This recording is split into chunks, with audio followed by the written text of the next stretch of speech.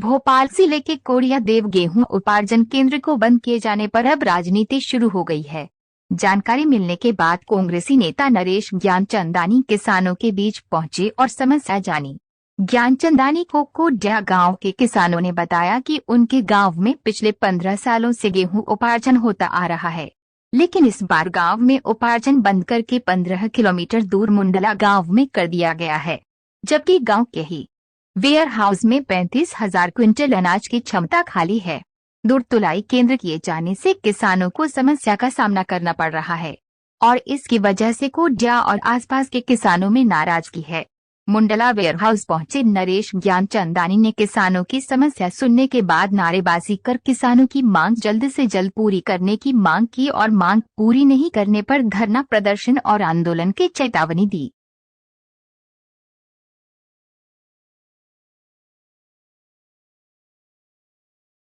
राम सिंह, क्या समस्या है? गेहूं नहीं तुल रही यहाँ पे।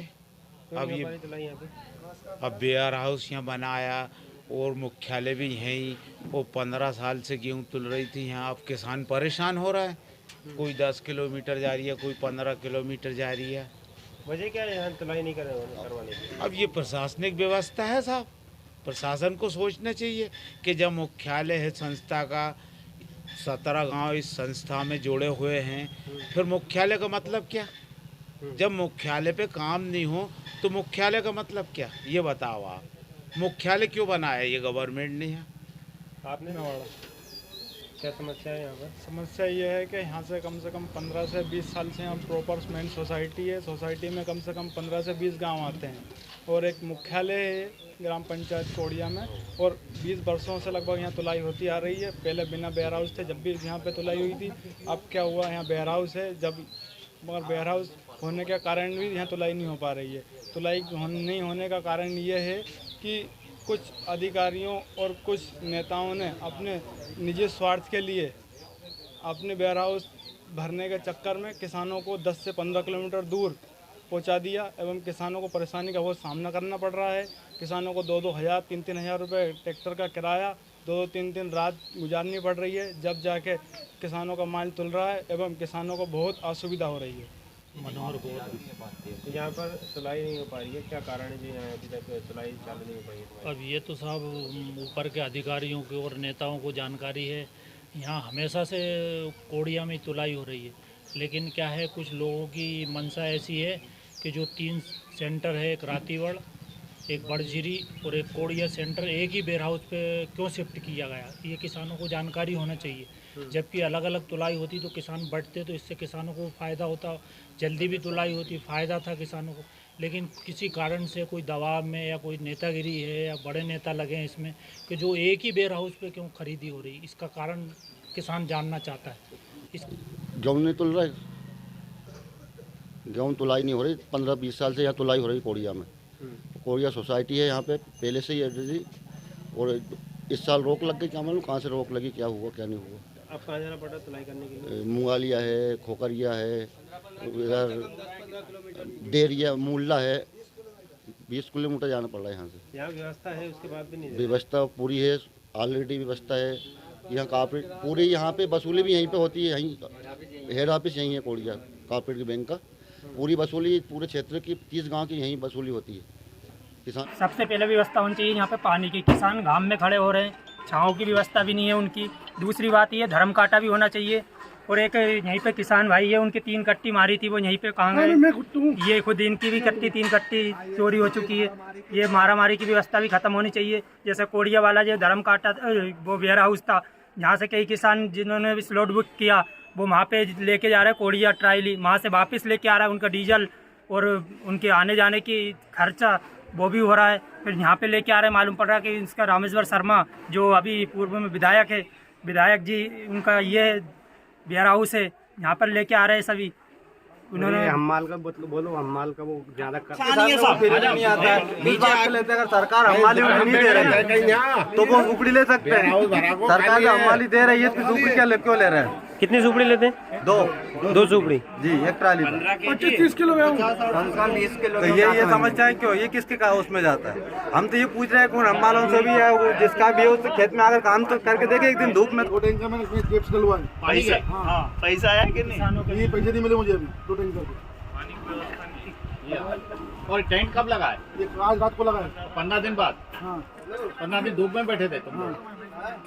और रात को टेंट की जगह पे तो रास्ता है, ट्राली पे सोते हैं। वेयर हाउस किसका है? ये वेयर हाउस रामेश्वर शर्मा किसका है? विधायक। तो बाकी जो वेयर हाउस बंद कर दिए हैं, जो कोड़िया, रातीगढ़ और बड़जरी, ये बंद हुए हैं। इन लोगों ने किए बंद। हाँ? इन लोगों ने बंद करके चालू किए। किसने बंद किए हैं? रामेश्वर शर्मा ने। सीधा बोलो ना, डर क्यों रहे हो? इसका वेयर हाउस चल दिया वो किसका है वेयर हाउस? राम बाबू जी का। राम बाबू जी का। राम बाबू मुल्ला राम बाबू बोल रहे हो इधर?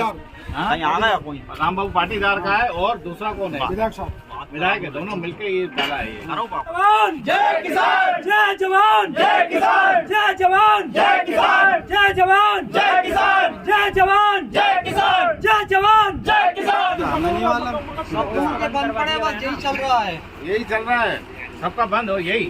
तो ये है किसका वेयर हाउस? रामेश्वर शर्मा का। किसका है? रामेश्वर शर्मा का। वो सरकार है साहब, सरकार है ना, उनका विधायक का है। क्योंकि कोड़िया का था, उसको बंद करवा के डायरेक्ट ये कोड़िया का यहाँ पे करवा दिया। कई किसान कोड़िया के समझ के वहाँ पे ट्रायली लेके जाते हैं, वहाँ से फिर वापस यहाँ पे लेके आते हैं। वो बोलते हैं यहाँ हमारा काटे ही बंद करवा दिया हमने। आज आप यहाँ पर आए हैं, मुझे यहाँ के किसानों का लगातार फ़ोन आ रहे थे। उनकी प्रॉब्लम ही सबसे बड़ी जो समस्या थी, यहाँ पे 15 से 20 साल तक यहाँ पे तुलाई केंद्र था सोसाइटी पे, और यहाँ पे वेयर हाउस भी है, पर्याप्त व्यवस्था थी, और लगातार हर साल यहाँ पे 15 से 20 गांव का गेहूं की तुलाई होती थी, और करीब 25,000 क्विंटल गेहूं की तुलाई होती थी। वो तुलाई वेयर हाउस में बराबर रखी जाती थी, और यहाँ संपूर्ण व्यवस्था थी। यहाँ के लोग यहाँ की सोसाइटी केंद्र से, वेयर हाउस से खुश थे। और इसके अलावा कोऑपरेटिव सोसाइटी का मुख्यालय भी यही है। मुझे बड़ा आश्चर्य होता है, जब इतने गांव में सब कुछ सुविधाएं होते हुए, मुख्यालय होते हुए, अच्छी व्यवस्थाएं होते हुए, वेयर हाउस होते हुए, यहाँ का अचानक सोसाइटी केंद्र बंद करना एक सीधे सीधे सरकार पे संदेह पैदा करता है, और यहाँ के विधायक पे भी संदेह पैदा करता है। क्या लगता है आपको?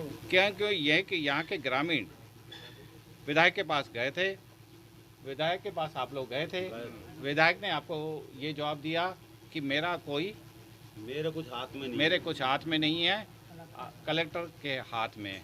कलेक्ट्रेट के पास भी हम कलेक्टर साहब के पास भी गए थे। फिर ये कलेक्टर साहब के पास गए थे, तो कलेक्टर ने भी फुट के अधिकारियों को बुलाया था, मुझे जानकारी है। पर फुट अधिकारियों ने, मैं आप क्लियर बता रहा हूँ, फुट अधिकारियों ने किसी के दबाव में आकर उन्होंने कलेक्टर को झूठी जानकारी दी है। मैं कलेक्टर आशीष सिंह से निवेदन करता हूं कि इसकी जांच करिए। जब वेयर हाउस खाली है, वेयर हाउस में व्यवस्था है, तो जिन्होंने आपको गलत जानकारी दी है आप उन पर कार्रवाई करें। और यहाँ के जो कोड़िया के हमारे किसान हैं, 10-10, 15-15 किलोमीटर दूर जा रहे हैं, वहाँ पे 3-3, 4-4 दिन वहाँ रुकना पड़ रहा है। उसके बाद 2-2 हज़ार रुपये ट्राली का किराया अलग से लग रहा है। उनकी परेशानियों को देखते हुए कलेक्टर को संवेदन रूप से, मानवता के नाते से तत्काल इस सोसाइटी को खोलना चाहिए। और मेरा सीधी सी बात है कि भाजपा सरकार है, भाजपा का विधायक है, अगर वो बोलता है कि मेरे हाथ में नहीं है, तो सीधा सी बात है कि किसान तो सीधे आप पे उंगली उठा रहे हैं। आप पे उंगली उठा। लगता है आपको, क्या जो जिन वेयर हाउसेज में अभी तुलाई चल रही है उनसे कहीं ना कहीं बीजेपी का और अधिकारियों का लिंक है? बिल्कुल है, बिल्कुल साफ जाहिर है। जो किसान भी बोल रहे हैं, आपके सामने अभी किसानों ने बयान भी दिया है कि इसमें नेताओं की और जो सरकार में बैठे हुए नेता और जो अधिकारी हैं उनकी साठगांठ है। तो मैं चाहता हूं कलेक्टर को कि आप एक ईमानदार अधिकारी के रूप में जाने जाते हैं, आप इनकी जांच करिए, किन किन उन्होंने साठगांठ की है, उन पर आप कार्रवाई करिए। और जो बड़जरी, रातीगढ़ और कोड़िया, तीनों की सोसाइटी को पूरी तरह वापस किसानों को दिलवाइए। किसानों का हक नहीं छीनना चाहिए। हम किसानों के हक के लिए लड़ेंगे, चाहे हमें आंदोलन करना पड़ा, हम कुछ दिन देंगे, कुछ दिन बाद नहीं हुआ तो मैं आदरणीय कलेक्टर से मैं बोलना चाहता हूँ कि हमें मजबूरन हमें धरने पे आप बैठने को मजबूर मत करिए। हो सकता है हमें धरने पे आपके इधर कलेक्टर कार्यालय पे आके बैठना पड़े। हमें किसानों के साथ लड़ने आएंगे। अगर हक नहीं मिला, इनका हक छीना गया, तो हम भी चुप करके बैठने वाले नहीं हैं।